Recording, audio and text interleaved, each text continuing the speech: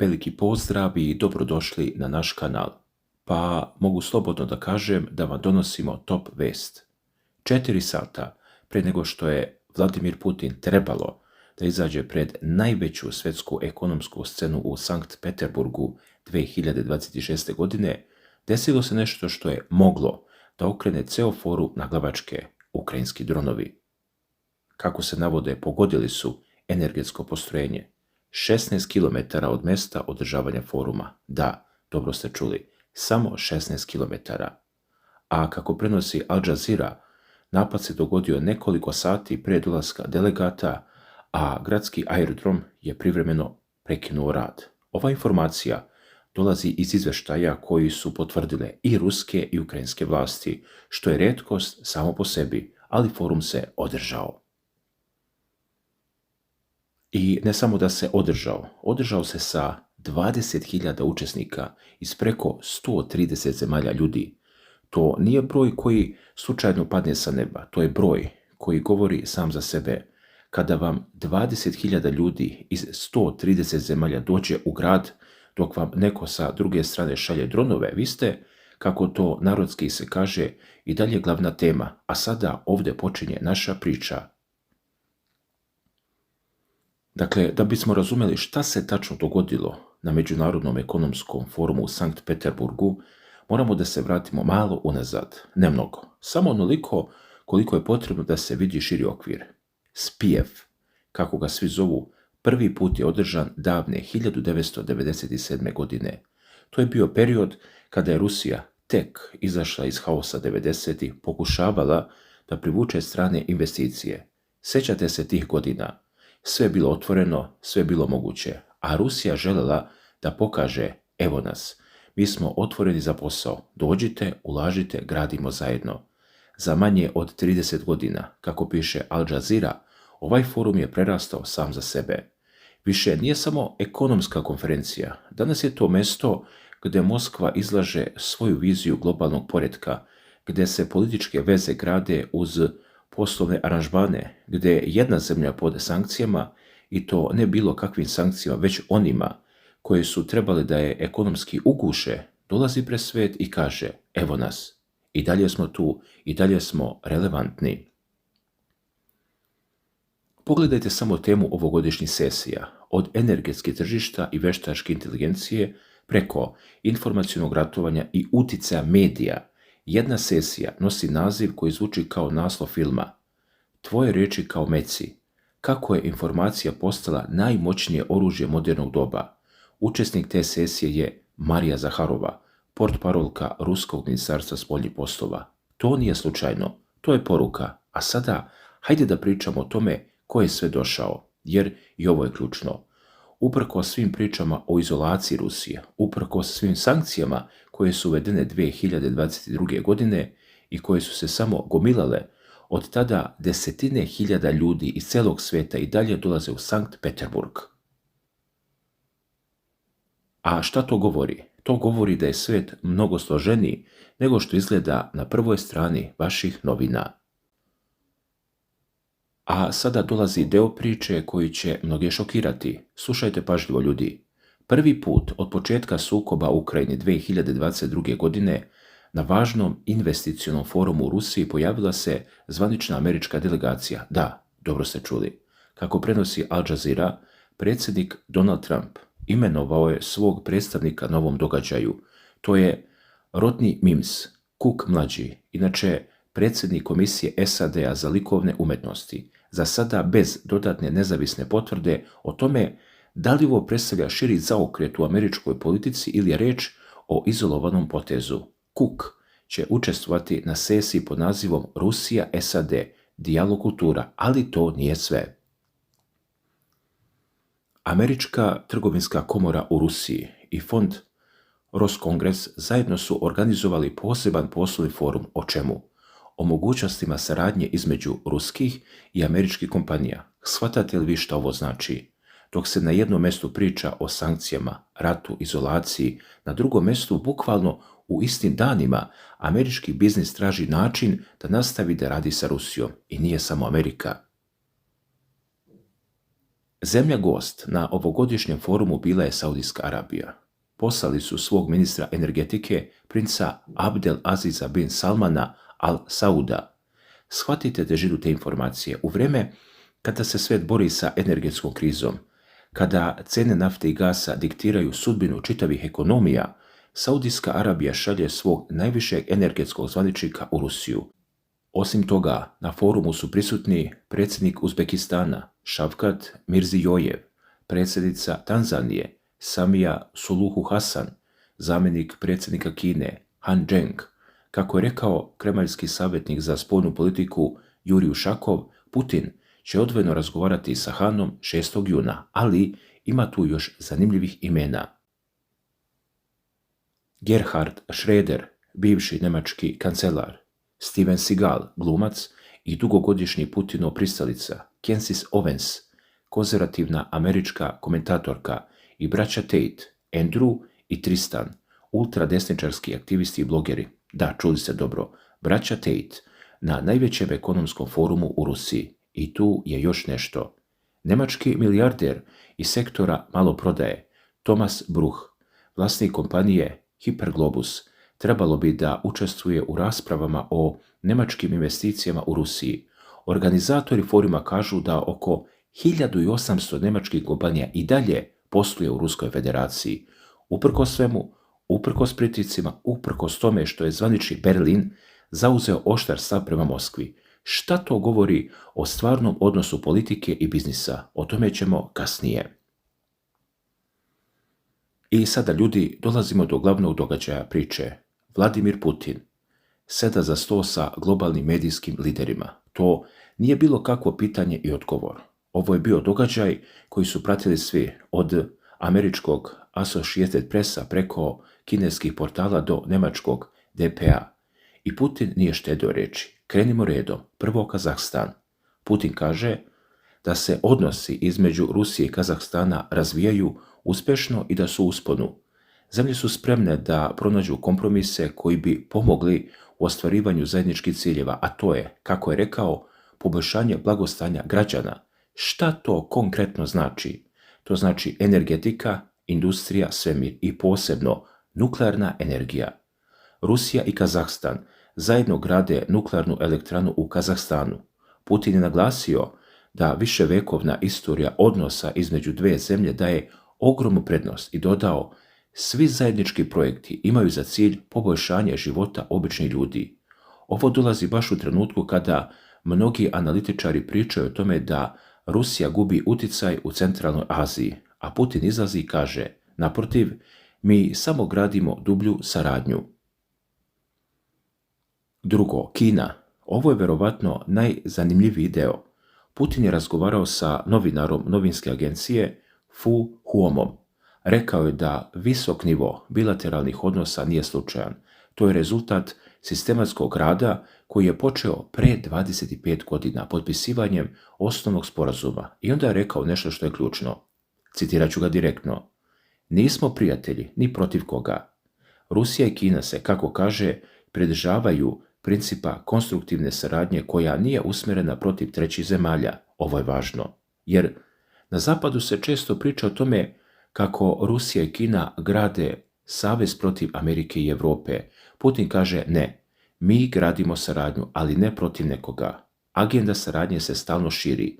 Sada se posebno pažnja posvećuje novoj ekonomiji, razvoju veštačke inteligencije, a Putin je opisao i svoj odnos sa Xi Jinpingom kao dugogodišnje prijateljstvo. Kaže, to nije samo formalni izraz, već izraz i odraz stvarnog nivoa povjerenja između lidera. I evo još nešto. Putin je rekao da će svjetska energetska industrija uskoro dobiti vesti o novim važnim dogovorima između Moskve i Pekinga. Šta to znači? Ko zna, ali kada predsjednik Rusije kaže da će biti novosti iz energetskog sektora, svijet treba da sluša.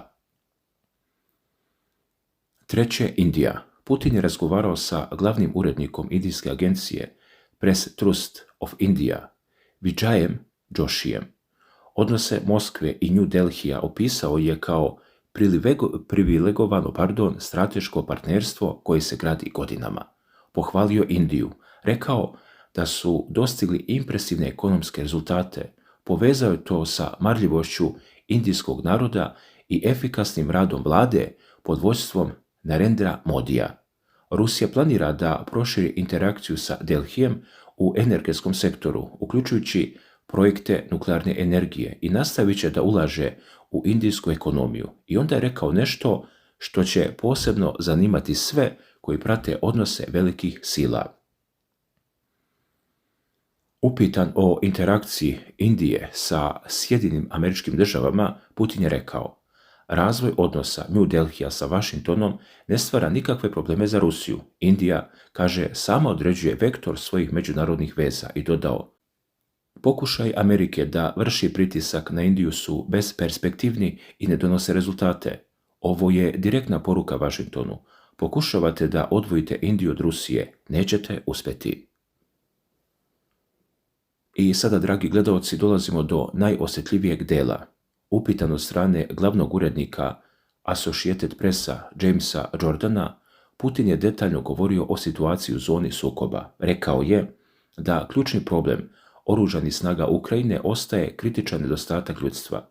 Koliko je to nedostatak, upitao ga je. Putin kaže, citiram: ukrajinska vojska mjesečno gubi oko 40.000 ljudi, tvrdi, dok prinudna mobilizacija omogućava da se nadoknadi samo oko 15.000 boraca. I ne samo to, masovno dezerterstvo.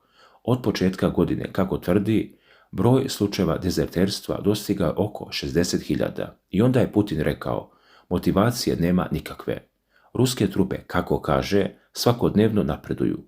Pod kontrolu su uzele 2440 kvadratnih kilometara, pod upravom Ukrajine ostaje manje od 15% teritorije Donjetske narodne republike. A što se tiče napada ukrajinskih dronova, Putin priznaje da Kijev dobija značajnu pomoć od zapadnih sponzora, ali Rusija, kaže, nastavit će da jača sistem protivvazdušne odbrane. I onda je rekao nešto što je zanimljivo: a u Ukrajini uopšte nema takvog sistema. Osnovom ruskih uspjeha nazvao je visok nivo patriotizma, volju naroda za postizanjem ciljeva specijalne operacije, kao i moćnu proizvodnu i naučnu bazu zemlje. Ali ono što je najvažnije, Putin je rekao da je spreman za pregovore. Rekao je: mi smo bezuslovno spremni i želimo da se dogovorimo sa Ukrajinom na onoj bazi o kojoj smo razgovarali sa Trumpom u Anchorageu. Da li razumijete težinu ove rečenice? Putin otvoreno kaže: postoje dogovori sa Trumpom i ti dogovori su osnova za brzi završetak sukoba. Šta je tačno dogovoreno u Anchorageu? To za sada nije javno poznato. Ovo je informacija koja dolazi direktno od Putina, ali bez dodatnih nezavisnih potvrda o konkretnom sadržaju tih dogovora. Također, Nemci su imali posebno mjesto na ovom susretu. Moderator se obratio predstavniku njemačke agencije DPA sa pitanjem: da li novinari u Njemačkoj osjećaju pripreme svoje zemlje za rat? Odgovor je bio ne. Ali onda je Putin ušao u dublju analizu. Govorio je o mogućnosti učešća njemačkog kancelara Friedricha Merza u procesu rješavanja sukoba i rekao je nešto ključno: evropske zemlje, budući da su faktički strane u sukobu, ne mogu da budu posrednici. Das ist das Problem, rekao je Putin njemačkom novinaru. To je problem.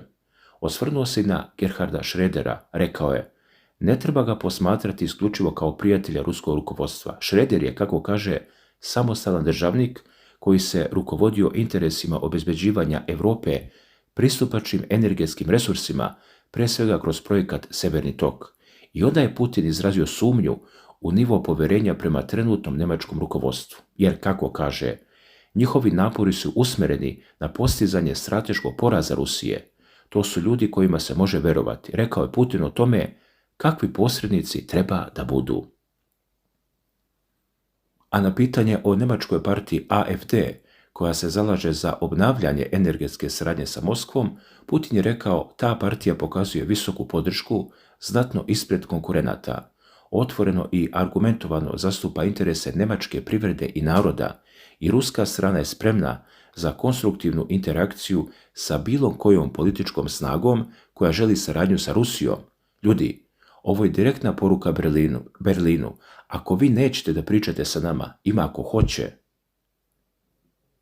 Dalje, generalni direktor agencije Belta upitao je Putina kako prevazići krizu povjerenja sa starim partnerima na postsovjetskom prostoru, navodeći primjer Jermenije, koja sada teži integraciji sa Europskom unijom. Putin je rekao, rukovodstvo Jermenije, na čelu sa Nikolom Pašinjanom, zaista najavljuje referendum o ulasku zemlje u EU. Nekada je Rusija na zahtjev Jerevana insistirala na uključivanju Jermenije u Euroazijski ekonomski forum. Sada su se pojavile druge težnje. I onda je rekao nešto veoma direktno. Jermenskim partnerima treba da dobro razmisle o svojim geopolitičkim odlukama i promjeni prioriteta. A za gas, Putin kaže, tehnički je dovoljno samo pritisnuti dugme da bi gas krenuo, ali za to je potrebna odluka rukovodstva zemlje. Dovoljno je samo pritisnuti dugme da bi gas krenuo, ali zato je potrebna odluka. Ovo nije prijetnja, ovo je konstatacija i poziv na razmišljanje. Dalje, novinar iz Azerbejdžana upitao je o stanju i perspektivama bilateralnih odnosa. Putin kaže, odnosi su isključivo pozitivni i pokazuju dobru dinamiku. U tome je velika lična zasluga predsjednika Ilhama Alijeva. Geopolitički događaji oko Irana uticali su na logističke lance između Rusije i Azerbejdžana. Alijev je preduzeo niz efikasnih koraka, uključujući mjere humanitarnog karaktera, da ublaži situaciju u Iranu. Putin planira sastanak sa Alijevom za detaljnu diskusiju o energetici. Direktor KNI-a Kabar upitao je o potencijalnoj ulozi Centralne Azije u jačanju globalne bezbednosti i o prioritetnim inicijativama Rusije u okviru Šangajske organizacije saradnje. Putin kaže, ŠOS je danas autoritativno i ozbiljno međunarodno udruženje koje postaje ključni faktor uticaja na regionalnu politiku. Centralna Azija ima kolosalan ekonomski potencijal, prirodni resursi, ogromna teritorija, ljudski kapital. Zato region privlači sve više globalne pažnje. Rast ekonomskog značaja i jačanje instituta bezbednosti u okviru ŠOS omogućavaju regionu da igra sve značajniju ulogu u održavanju stabilnosti na globalnom nivou. Dakle, dragi gledalci, hajde sada da zastanemo na trenutak i razmislimo o čemu zapravo pričamo. Pričamo o forumu koji se održava u zemlji koja je pod najtežim sankcijama u modernoj istoriji. Pričamo o 20.000 ljudi koji dolaze iz 130 zemalja. Pričamo o američkoj delegaciji koja sedi za istim stolom sa ruskim zvaničnicima. Pričamo o nemačkim kompanijama koje broje 1800 i dalje rade.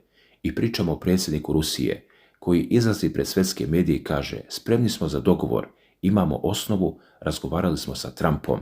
Šta to znači na duže staze? Prvo, sankcije nisu izolovale Rusiju onako kako je Zapad želeo. Ne kažem da sankcije nemaju efekta, imaju, ali nisu postigle svoj glavni cilj da nateraju Rusiju da promijeni svoju politiku. Drugo, svijet se menja.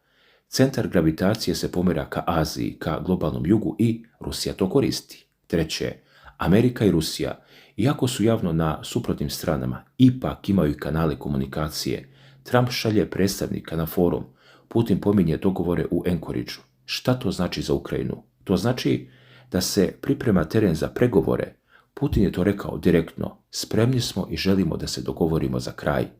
Pitanje je samo da li je Kijev spreman i da li su europske zemlje spremne da prihvate da nisu posrednici jer su, kako Putin kaže, strane u sukobu. To će tek da se vidi. Dakle, dragi gledalci, kao što ste mogli da čujete kroz cijelu ovu priču, Peterburški međunarodni ekonomski forum ni ove godine nije prošao nezapaženo. Naprotiv, rekao bih da je ovo bila jedna od najvažnijih svjetskih tema posljednjih dana, bez obzira na to iz kog ugla neko posmatra današnje globalne događaje. Vidjeli smo da su u Sankt Peterburgu stigle delegacije iz velikog broja država, da su održani brojni sastanci, da su pokrenute teme od energetike i ekonomije pa sve do geopolitike i bezbednosti. Čuli smo i poruke koje su izazvale veliku pažnju svjetskih medija, a pojedine izjave će se sigurno analizirati još dugo vremena. Ono što je meni posebno zanimljivo jeste činjenica da se upravo na ovakvim skupovima često mogu naslutiti budući pravci razvoja međunarodnih odnosa.